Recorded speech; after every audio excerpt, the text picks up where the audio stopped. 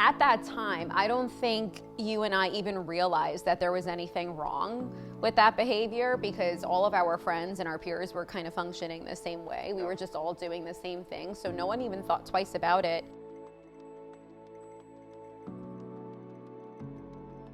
Hi, we are Jordan and Amanda Crystal, and we're excited to share with you a little bit about the things we've learned over the years that have brought us some strong financial results. So, babe, why don't you share some of our biggest challenges that we had in the beginning of our journey? Yeah, we definitely had a handful of those. When we had first started this whole journey of really understanding finances in general, we were really coming from this background where our priorities were completely out of whack. We were so used to swiping everything on credit. All we wanted to do was live our best life and act like we didn't have to pay anything back ever. So we just thought credit cards were like magic money. And so my expenses were mostly like vacations and travel and festivals and all the fun musical things. That was all my vibe. And we joke about it because we always say how in our relationship there is only room for one diva, and that one diva is 100% my husband. That's right. And for him, his credit card racking up was all around clothing, like getting the best shoes, getting the best clothes, watches, all the accessories. So our priorities were just totally out of whack, and we were very materialistic, and we just wanted to do things that looked good for the gram, I think, honestly. Absolutely. And what's funny is that at that time, I don't think you and I even realized that there was anything wrong with that behavior because all of our friends and our peers were kind of functioning the same way. We were just all doing the same thing, so no one even thought twice about it. And then when we had gotten our introduction to this Customize Your Life community, I think that's kind of when everything came to the forefront for us, and we realized, holy smokes, like we could live not this good, average kind of a lifestyle, but we could actually create something way bigger than that, and we could actually live a lifestyle out of our values. We can create something totally different than what we were lined up for at that time. So I would like to say that at that time, ignorance was bliss, but then when we learned what was really possible, that's when we really started to make a big paradigm shift, and we realized that we needed to change our behavior around finances. We needed to change our thought process around money. We needed to learn a better way of stewarding. And so we're so very grateful that we were able to learn that from people who had learned it before us. 100%. I think one of the biggest things that really helped us to transform from a mindset perspective was when we realized the kind of lifestyle that we actually could create. And when we saw what was possible, seeing that there were other people, other individuals, other families, other married couples that were really focused on finding ways to earn their time back so that they could really truly live out of their value system. Being able to meet other individuals and couples and families that were already, not having to work traditional jobs and not having to worry about the paycheck to paycheck hustle and not having to worry about constantly making decisions from a financial perspective and having that kind of freedom. I think that's for us when we realized, like, holy smokes, we want that. And we didn't even realize we wanted that until we saw it. We saw that example right in front of us. And just to know that there were people who were living that way, it really motivated us to learn so that we could have that for ourselves. We realized how much we wanted to be full-time husband and wife and eventually full-time mom and dad, and to be able to travel the way we wanted, to be able to give back the way that we wanted, and all of that was limited to some financial capacity at that time when we had first got introduced to this awesome community.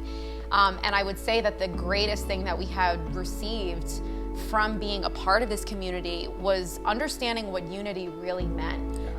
The fact that we could be a married couple and be totally different people, but still be so unified in our vision for our future, for the legacy we wanted to create, the generational curses that obviously we wanted to be able to cut. And we just wanted to start something new and start something where we knew that our kids would be proud and our future grandkids would be proud, and so on and so forth. Yeah, we both had obviously great examples within the community that we saw, but we didn't know what was possible prior to this. I had a background in playing professional baseball, so having the lifestyle and making a lot of money, like that was great, and we were excited about that, or at least I was excited about that, but I didn't see the other side of it, which is what was going on behind closed doors for a lot of these guys. How are they living behind closed doors. I mean, for 3 years, playing 2 years in the States and 1 year overseas, I mean, you made some okay money, but you didn't have a life on the outside. And the way that I saw people speaking about their significant others, it wasn't that we were judging them whatsoever, but the reality was that we didn't have any good examples in our life. So what we needed to do is reflect inwardly and go, holy smokes,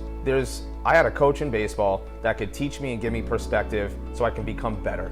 So the question that we had was, how can we become better in our marriage? And we had such great examples in this community. That's what we were grateful for. Absolutely. I mean, one of the biggest things that we've learned is the access that you get to resources and to people and having expertise is really what's going to set you up to gather results, to put you on the right guidelines here, right? So one of the things that we're so proud of, not only that Amanda talked about, is the unification of our relationship, but in the midst of that, we became so fixated on what we wanted to accomplish financially. And I know she mentioned being $60,000 in debt. We wound up paying that $60K off in a year and a half's time frame. And we delayed, we were eating peanut butter and jelly sandwiches, we downgraded our apartment, and it was our choice, but we wanted to become debt free. And in the midst of doing that, we actually were building our businesses for ourselves on the side. We were still doing our work that we needed to do full time. That's right. And then we wound up putting, right now, we actually have 6 months worth of all of our fixed expenses in the bank.